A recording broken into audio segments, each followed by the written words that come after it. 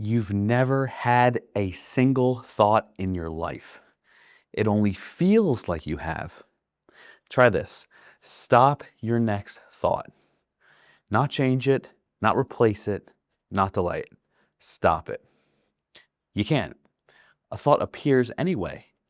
So if you're the one thinking your thoughts, why can't you control the next one? And if you don't control the next thought, what exactly is the you that claims to be thinking? This is where the whole model starts to crack because you've been taught that consciousness comes from the brain, that there's a physical universe made of matter, that atoms are fundamental, that brains are made of atoms, and somehow inside the brain, consciousness appears. This is the scientific materialist paradigm. Matter first, consciousness second. Brain first, awareness second. And because it sounds scientific, most people never question it. But look at your actual experience. Have you ever experienced a brain producing consciousness? No. You've experienced images of a brain, thoughts about a brain, explanations of a brain, scans, diagrams, words, memories, and concepts.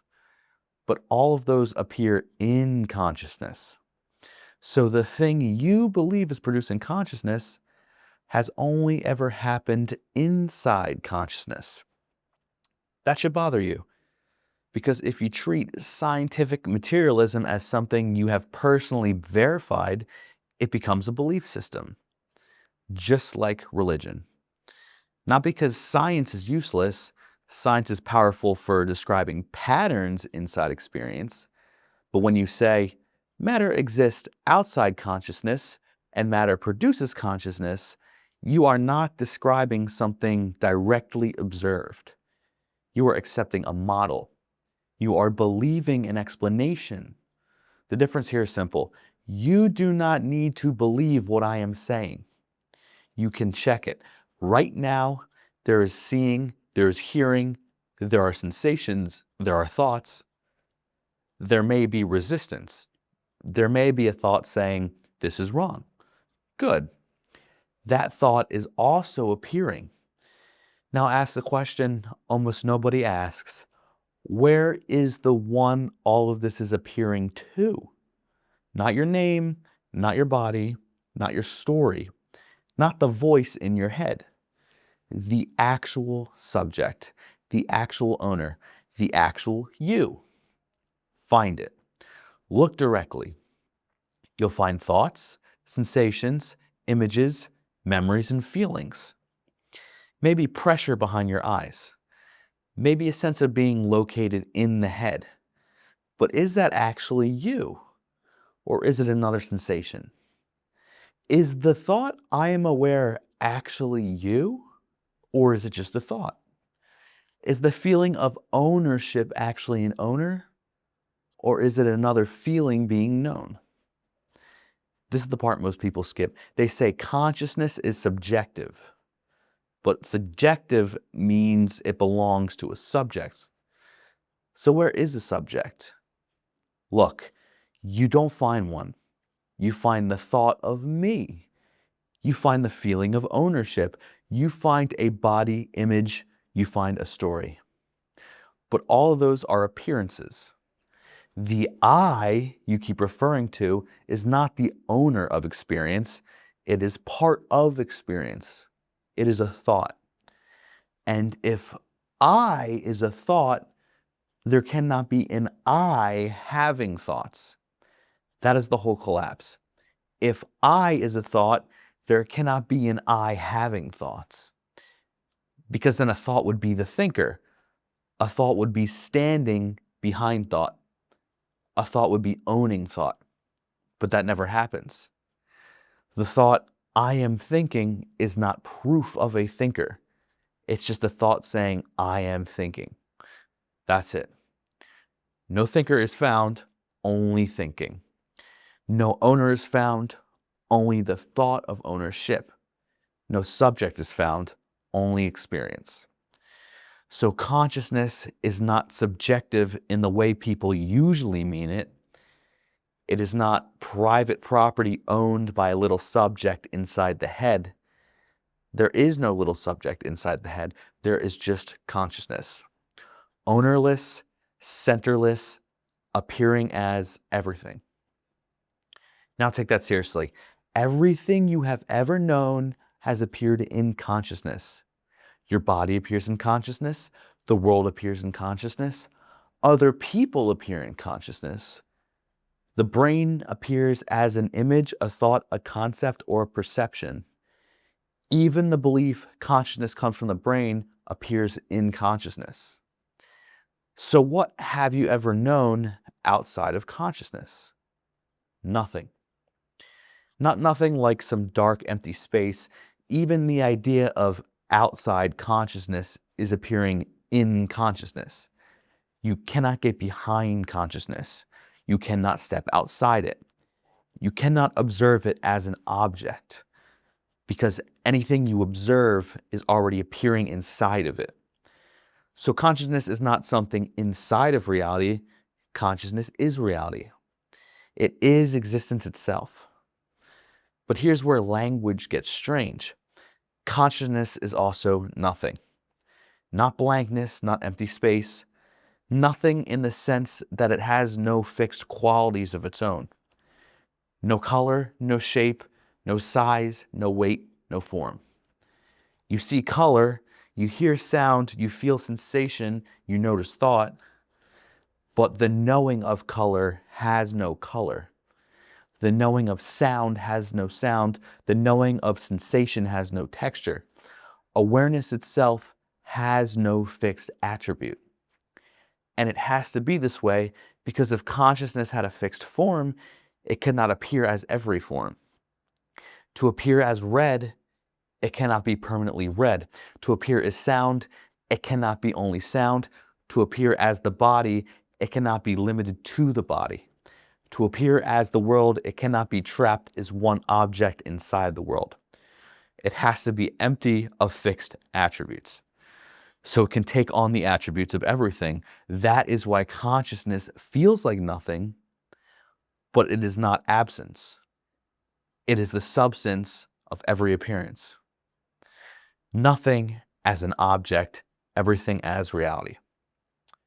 Now look at space. You assume consciousness is inside space, maybe inside your skull, maybe behind your eyes, maybe somewhere in the brain. But where does space appear? The room appears, depth appears, distance appears, the body appears, the feeling of inside my head appears, the sense of over there and right here appears. All of that is appearing in consciousness. So consciousness is not inside space. Space is inside consciousness. Now look at time. Past is memory appearing now. Future is imagination appearing now. Duration is a present experience. The sense of time passing is appearing now. You never experience time outside consciousness. You experience time in consciousness. So consciousness is not bound by time. Time appears inside consciousness. This means consciousness is not located somewhere in the universe. The universe is not a dead physical object that somehow has consciousness. The universe is consciousness. The universe is consciousness because consciousness is all that there is. Everything you see is a figment of imagination in this entire mind. Not imagination meaning fake, but imagination meaning made of consciousness. Like a dream, in a dream there's a body, a world, people, space, time, fear, and choice. A dream character is saying, this is happening to me. But when the dream is recognized, what was it made of? Not atoms, not matter, not actual distance, but consciousness. The dream character was not having the dream character was part of the dream. Now look at this exact moment. The body appears, the room appears, other people appear, the world appears, the thought, this is real life appears, The thought, I am watching this appears, but where is the one who owns it? Where is the experiencer outside experience? Where is the subject behind consciousness? You don't find one. You only find consciousness appearing as all of it. And this is where people push back. They say, how is that possible? But ask a better question. How is your current model possible? How does dumb dead matter suddenly become aware? How do atoms in the brain create the redness of red? How does a physical process in the brain become a taste of water, or the sound of music, or the feeling of fear, or the sense of being alive? No one has explained this, and that is what we call in philosophy the hard problem of consciousness, and maybe it remains unsolved because the question is backwards. Consciousness is not built from atoms, atoms are built from consciousness. The most fundamental building block is not matter, it is consciousness. Matter is an appearance inside of consciousness. Atoms are as well. Brains are appearances within it. Bodies are appearances within it. And so are worlds. And the thought, this can't be true, is also an appearance inside consciousness. Think of a movie. Inside the movie, there are characters, objects, buildings, planets, a story, conflict, time, space, birth, death. And to the character, all of that seems like reality. But that's really second order reality, the plot, the people, the objects, and the events, the world inside the movie. But what is first order reality? That's just the light on the movie screen. Before the plot, before the characters, before the world, all of it was just light. The sky, the city, the explosion, the death scene, it's all light. Nothing inside the movie exists in the way that it appears to be. It appears as light just projected on a screen. Now apply that here. Space, time, objects, bodies, and other people do not exist the way that you assume. They're not separate, solid things outside of consciousness. They're appearances in consciousness, just like light on a screen. Not fake, not meaningless, but not what thought says they are. Second world of reality is the world of people, objects, places, bodies, time, space, and events. First order is consciousness, that light on the screen. The one thing that everything appears as. And the self you think you are, that is also part of the movie. The body is on the screen, the thoughts are on the screen, the feeling of being behind the eyes is on the screen. The word me is on the screen. The entire identity is on the screen. So the self is not the watcher of the movie. The self is just another image in the movie. And if that's so, then the self can't be the one watching. If I is a thought, then there cannot be an I having the thought. That one insight cuts through everything. And the question is, how do you really see this? Not just believe it or repeat it or turn it into a philosophy, but how do you really see it? You do self-inquiry, and self-inquiry is brutally simple. You look for the I. That's it. A thought appears, ask, did I choose that, or did it appear by itself? A sensation appears, ask, is it me, or is the sensation being known? A feeling of being behind the eyes appears. You ask, is this the self, or is this another appearance? The thought, I am aware, appears. Ask, is this the actual I, or is that just still a thought? Every time the mind gives you an answer, you need to inspect it. If it's a thought, it's not the owner. If it's an image, it's not the owner. If it's a sensation, it's not the owner. If it's a feeling of ownership, it's not the owner, because all of those are appearing. But what appears cannot be the owner of appearance. Keep looking self-honestly. Look until me is seen as just a word, as the self-image is just seen as an image, and how the thinker is seen as a thought, how the observer is seen as just another subtle object, until the feeling of being someone is just seen as another feeling. Then the whole structure becomes obvious because there was never a separate you inside the body. There was never a thinker behind thought.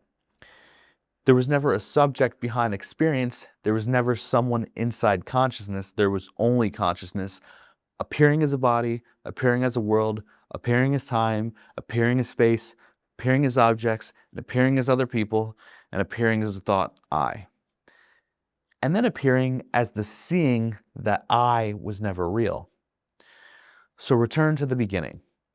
You thought consciousness came from the brain, but the brain appears in consciousness.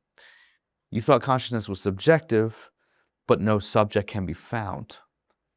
You thought the universe was made of atoms, but atoms are appearances inside consciousness. You thought space and time appeared in consciousness, but they just appeared in it. You thought you were having thoughts, but you are one of the thoughts. And if I is a thought, there cannot be I having thoughts. No thinker, no owner, no subject, no center, only consciousness appearing as everything, including the question, what am I? Including the search for an answer, including the thought called me, and finally, including the silence when that thought has nothing left to claim.